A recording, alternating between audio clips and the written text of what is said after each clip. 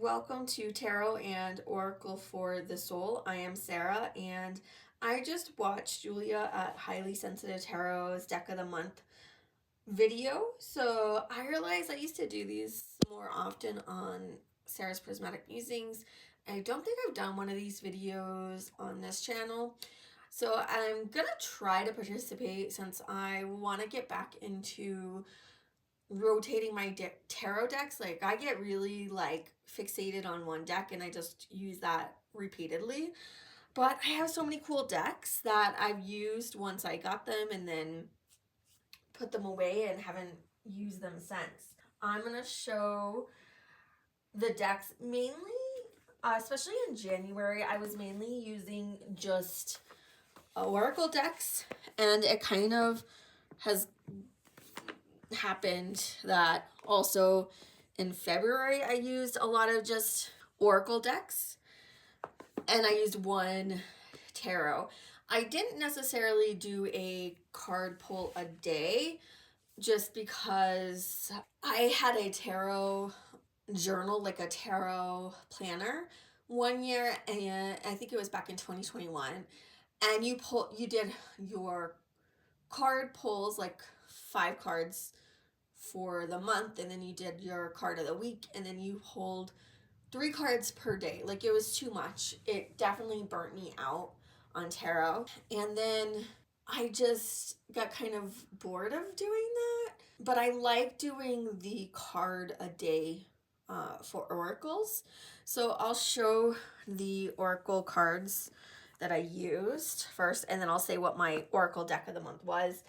And then, of course, my tarot of the month is going to be the Pause Tarot because it's just so cute, and it's the only deck I use. Now, I picked up this deck last year secondhand. I think I got it from thrift books, maybe. I don't know. I buy from thrift books, and now I'm liking Pango. I am a seller under Cozy Reads with Sarah as through Pango. I have a few books listed, so if anyone's looking for some books. I had seen another tarot tuber last year or the year before talking about this deck and how they used it for journaling. So you can see that there's a journal prompt. So that's what I am using this for. I want to start writing. I have so many book ideas, and I've written a little bit in my journal, and then I was journaling with this as well. So this deck, I'm using it to help me with getting back into my writing practice. So I think it was, I don't want to say because I don't remember, but somebody I watched on TarotTube recommended this, and I'm just so happy I was able to buy it secondhand. I said I was gonna do a no buy year, and I've already bought books and one tarot deck. Well, yeah, one tarot deck, but I'm buying my books used, like I said, on Pango or thrift books or book outlet sites. I use for the month of February the Cowgirls and Aliens Oracle. And I have a full flip through of this on my channel, and I featured it in one of my my pink decks for February because pink is so heavily featured and it's female centric. So yeah, I was using this oracle deck. I have the Mystic Martians Oracle, and you know what, honestly, I don't use that oracle half as much as this. This one is newer to me than that one, and I think I've used the Mystic Martians once or twice. And then I was drawing from the Shaman's Dream Oracle.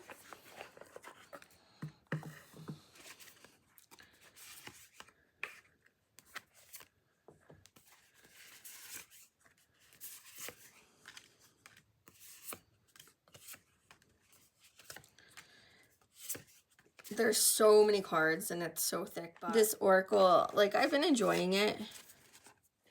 But the oracle deck for me for the month is the Black Wing Lilith.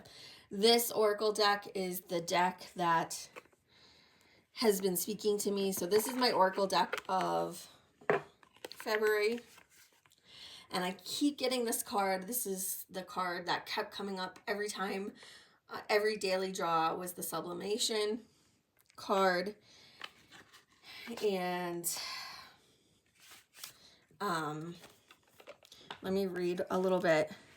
Spiritual magic. Spirit, soul, vibration, and frequency are invisible superpowers we all possess. When you are in alignment, these spiritual forces magnetize, draw, and manifest your experience on this physical plane. When the sublimation oracle card appears, you are activating your light body. The belief is that you have a spiritual field surrounding your physical form, acting as a light vessel. The ancient Egyptians called this the Merkabah, which is Hebrew for the chariot. When you are aligned and living your soul's purpose, your light body will vibrate higher, drawing in support, abundance, joy, and elation. You can navigate your reality with no resistance, suffering, or fear. This is true spiritual empowerment. The scientific definition of sublimation is the shift of solid substance into gas form with the use of heat without moving through the liquid phase, like when dry ice turns into vapor. During the magnum opus, this is when the physical ascends to the spiritual. Practically speaking, you can mentally mold your intentions and bring them into reality through your physical form.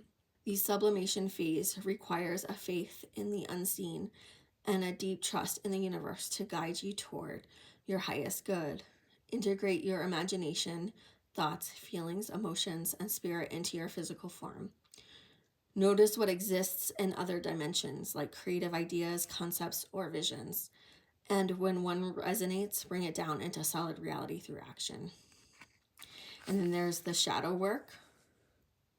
Candle magic is a powerful form of divination. Typically, this is performed through a ritual where candles are dressed with herbs and oils to reach a goal or access a certain energy. This is how you blend the physical form into the spirit through fire. Look for a ritual that fits you and incorporates it into your alchemy journey. You are tapping into the ethereal power of your being. This essence is attracting a bright new reality, which I really hope it is. My husband and I went up to Santa Fe the beginning of the month for the protests. We've been participating in the boycott days. This year, anyway, we said we were going to be really frugal. We weren't going to eat at any like fast food restaurants. We weren't going to spend our money at any, chain places, chain restaurants, chain anything. We have stuck to that. Imbolc was the beginning of the month. We've been spending a lot of time outside. The weather has turned really nice here in Roswell. It's been beautiful. So we've been getting out and walking at the bird sanctuary and at the parks, and cooking home cooked meals, eating really healthy, taking care of ourselves. We've been doing watercolors. So these are two that I'm working on right now. This is a birthday card / congratulations, my friend is doing a art show this month right before her birthday. So I'm going to give her this card as like a birthday and like congratulations on your art show. And then this is a birthday card that I did watercolor for my mom for her birthday. I did a watercolor card for another friend's birthday last month. I can probably insert a picture. I took a picture of it. She loves Winnie the Pooh, so I printed out like a stock photo of Winnie the Pooh and did a watercolor on it. Unfortunately, a woman who is like family to me, she's like a mother to me, and she's just such a beautiful soul, such a bright light in the darkness, and she works so hard, and she went to Laos. She was born in Laos and was able to escape. My parents, through the church, helped her and her family and her brother and her siblings come over. They sponsored them. Anyway, she had gone back to Laos after 19 years. She had 19 years ago set up a school in Laos, and she went back to visit and to bring some more supplies for them. and the school was in disarray, and I'm not sure if she got sick or what happened, but she was back home in the States for 2 days, and she was having headaches, and she went to the ER. Her son brought her to the ER, and she had a heart attack, and then she's been having seizures. So I'm not sure, you know. And then my parents had 2 other friends of theirs pass away. There's been like natural disasters like fires. So one of their friends passed away in a house fire. So that was unexpected. Their neighbors have been having issues. Like February was just like a really traumatic month for my family. So I have been getting back into my Reiki and sending Reiki. I love looking through this book and sending, you know, specific Reiki symbols. So like for my friend Bapan, she's Buddhist. So I was sending her distance Reiki and the Om symbol to help her heal, because she was literally in great shape, perfect health, and then like this just happened out of the blue. Nobody was expecting it. Like I said, she hadn't been sick, just like their friend who passed away in the fire. Like I think he might have had some health issues, but again, he was fine. He went to sleep. There's a fire and he passed. My parents' next door neighbor, their house, they had a huge house fire. They lost a lot of their animals. But it's just all this sadness and everything that's happening politically. I know that it's really just the shadow coming up to be sublimated. We need to really just focus on what we want and working with our shadow and releasing our shadow aspects. And I know if we want to see that on the collective, we have to start with the individual. Michael Jackson was right. We really have to start with the person in the mirror. So these cards have been amazing. They're really great for shadow work and ceremony work, journaling. Like I love these cards. So this oracle deck is my oracle deck of the month. There's just been so much pain and fear to transmute and to work with. And I knew when I had purchased this at the end of last year that this deck was going to be really beneficial to me in 2025, and it has been. I absolutely love this deck, and I'm just so thankful to Adama Sase for creating it and that I have it. And then of course, my tarot deck of the month is the Pause Tarot. Need something light to go with all that shadow work and all that darkness and all that sadness. So these cards are just so, I love this card. I think this is my favorite card. We just need some fun and some whimsy. And so this card, this deck balances that out for me. So I'm also thankful for having this Y Spell deck and being able to get messages from it, because it helps transmute some of the fear and some of the heaviness in the world. And I've been watching, I'm going to give shout outs to people's on YouTube. Like I've started watching a lot of TarotTube again. I had stopped for a while. So I've been watching a lot of Robin videos from Robin's Reflections. Summer, of course, from Asteria Sen. Carrie's Mystical Musings, Crescent Dreams Tarot, Tarot with Ruby, Pure Red Velvet, Moonflower Moments, Fool's Flow, Sweet Waters, Siren, Mystic Pause Tarot, Simply Han. And then for books too, Literary Love 123. So I think those are a lot of the new, Red Fairy Tarot I think is new to, like I've started following her new. And then of course, Roots and Waves. I'm sorry, I'm sure there's more people that I've recently subscribed to, and I've just been like devouring videos. And it's like making me want to buy cards, even though I said I was going to go on a no buy year because I want to like dive deep. Sapling Tarot's a new one. new person I've started following. Just a lot of new tarot tubers that I've been watching, and I did it. This tarot deck was on sale for like $8 online, so I picked this up. So I'm gonna be doing an unboxing and like first impression.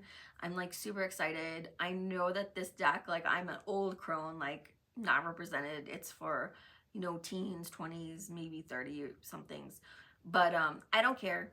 I'm not into ageism. Even if the deck's ageist, that's fine. That's okay.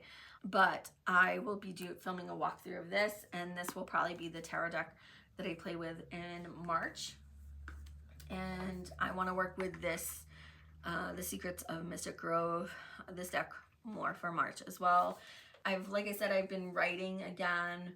I interviewed on my Sarah's Prismatic Musings page, Helen Walter. She is a local poet, and she runs 3 poet groups here in Roswell. I may start going to one of her poets and writers group, but we'll see. I am not sure about like really in life. Like I was gonna try for 2025 to start a pagan group here in Roswell, and I'm still debating. I haven't done it. I had tried to do a get together for pagans and also for child-free people in December, like 2 different meetups.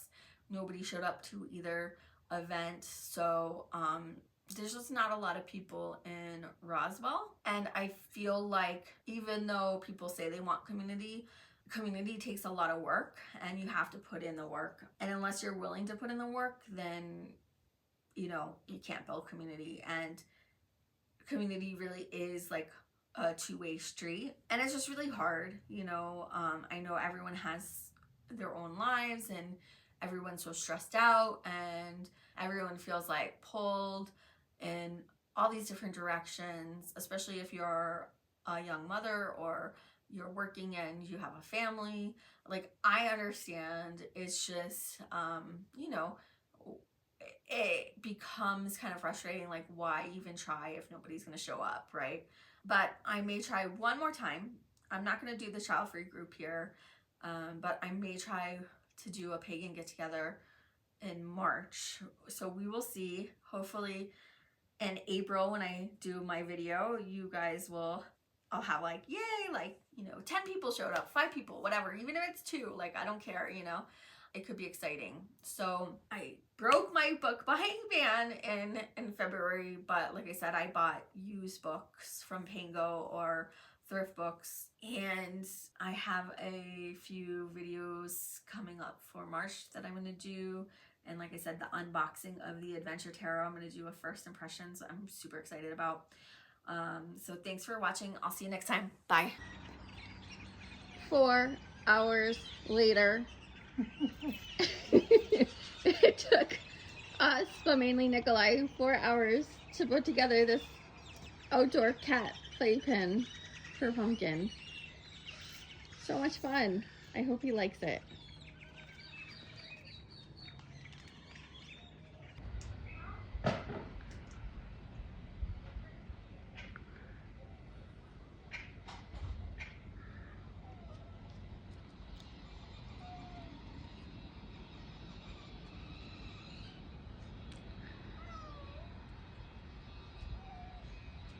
Jump!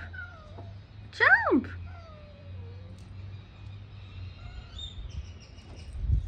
There you go. Go up in the second one. Look how cool. It's like a playpen. Jump, jump.